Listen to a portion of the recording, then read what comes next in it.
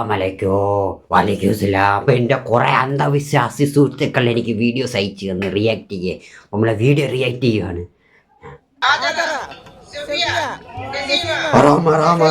നരകത്തിൽ പോവും.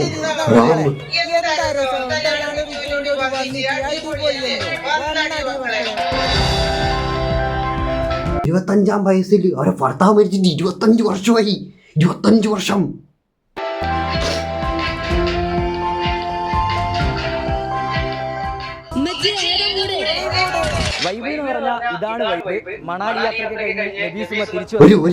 ഒരു സ്ത്രീ പറയേണ്ട വാക്കുകളാണോ ഇത്?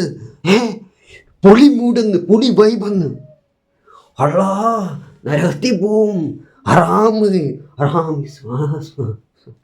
ഹറാം.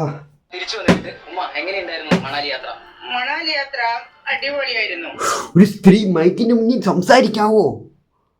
റൂമിന്റെ അകത്തിരുന്ന് വിളക്കിന്റെ ഒറ്റത്തി നമ്മരും പ്രാർത്ഥിച്ചുകൊണ്ടിരിക്കണ്ടല്ലേ?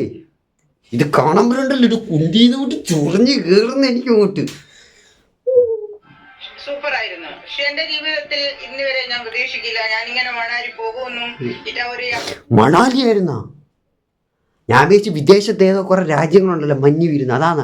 ഇന്ത്യയിൽ ഇങ്ങനൊരു സ്ഥലം ഉണ്ടെന്ന് എനിക്ക് അറിയില്ലായിരുന്നു. അള്ളാ നരകത്തിൽ പോവള്ളാ.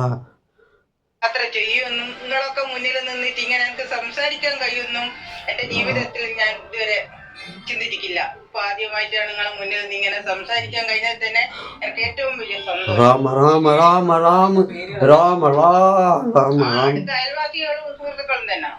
അവരെന്താ അവര് ഈ യാത്ര പോകുമ്പോ ഉമ്മ അവരെ വിളിച്ചിരുന്നോ വരണം എന്ന് പറഞ്ഞ? എന്താ ഇതിൽ അവരുടെ പേര് പറയാനുള്ള കാരണം? പെട്ടെന്ന് നമ്മളെ അടുത്ത എന്താന്നല്ല നോക്കുക, സ്വന്തം ബന്ധുക്കളിയാണെല്ലാം നമുക്ക് പെട്ടെന്ന് ഓർമ്മ വന്ന പോലെ ഒന്ന് പറഞ്ഞു മാത്രം. അവരോട് പറഞ്ഞിട്ട് ഞാനിങ്ങനെ ഒരു മണാലി യാത്ര പോകുന്നുണ്ട് എന്ന് പറഞ്ഞിട്ട് കോപ്പ് ചൂടെടുക്കുന്നു. ഇതാണ് നമ്മൾ ഇന്നത്തെ വീഡിയോ. ഓക്കെ,